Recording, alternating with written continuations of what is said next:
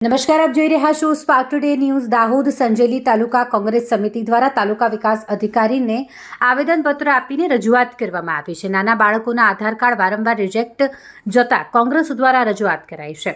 સંજેલી તાલુકા કોંગ્રેસ પ્રમુખ દિનેશભાઈ તાવિયાડના નેતૃત્વમાં સંજેલી તાલુકા કાર્યકારી પ્રમુખ ભાવેશભાઈ પરમારની ઉપસ્થિતિમાં રજૂઆત કરવામાં આવી. યુવા નેતા જયેશ સંગાડાએ આ મામલે જણાવ્યું કે 0 થી 5 વર્ષના બાળકોના નવીન આધાર કાર્ડ માટે બાળકના જન્મ પ્રમાણપત્ર કાઢવામાં તકેદારી રાખી જન્મ પ્રમાણપત્ર કાઢી આપવા દરેક ગ્રામ પંચાયત કચેરીના વીસીએ એક દિવસીય મિટિંગ કરી ટ્રેનિંગ આપી વ્યવસ્થિત જન્મ પ્રમાણપત્ર કાઢી આપવા આદેશ કરવા માટે તેમણે રજૂઆત કરી છે.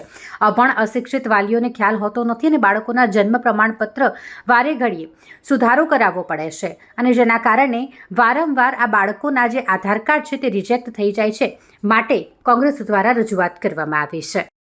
બાળકોના નવીન આધાર કાર્ડ બાબતમાં ઘણા પ્રશ્નો સર્જાઈ રહ્યા છે. એટલે આજે સંજેલી તાલુકા કોંગ્રેસ સમિતિના સિનિયર આગેવાનો નેતૃત્વમાં આજે તાલુકા વિકાસ અધિકારીશ્રીને અમે એક આવેદનપત્ર આપીને રજૂઆત કરી છે કે જે નવા જન્મેલા બાળકોના જે જન્મ પ્રમાણપત્ર હોય છે, આ જન્મ પ્રમાણપત્રની અંદર બાળકનું પૂરું નામ હોવું જોઈએ, માતાનું જે નામ છે એ આધાર કાર્ડ પ્રમાણે હોવું જોઈએ, પિતાનું નામ પણ આધાર કાર્ડ પ્રમાણે હોવું જોઈએ અને એની અંદર જે સરનામું દર્શાવવામાં આવે છે સરનામું પિતાના આધાર કાર્ડ પ્રમાણે હોવું જોઈએ. જે આધાર કાર્ડ સેન્ટર વાળા અત્યારે જે રીતે માંગી રહ્યા છે એ રીતનું દરેક ગ્રામ પંચાયતના વીસીને એક ટ્રેનિંગ આપવામાં આવે, એમને પરિપત્ર આપવામાં આવે અને આવતીકાલે જે 15 તારીખે લગભગ પ્રત્યેક ગ્રામ પંચાયતની અંદર ગ્રામસભા યોજાવાની છે, તો આ ગ્રામસભાની અંદર સાથે સાથે એમને આ 5 મિનિટની ટ્રેનિંગ આપી અને આ બાળકોના આધાર કાર્ડ બાબતે જન્મ પ્રમાણપત્રમાં જે પડતી મુશ્કેલીઓ છે તો એ પરિપત્ર પ્રમાણે જો જન્મ પ્રમાણપત્ર કાઢી આપવામાં આવે તો વારંવાર જે ધક્કા ખાવા પડે છે ધક્કા ખાવાના બંધ થાય અને જે આધાર કાર્ડ સેન્ટરના કર્મચારીઓ છે આ કર્મચારીઓને પણ હાલાકી પડતી ઓછી થાય.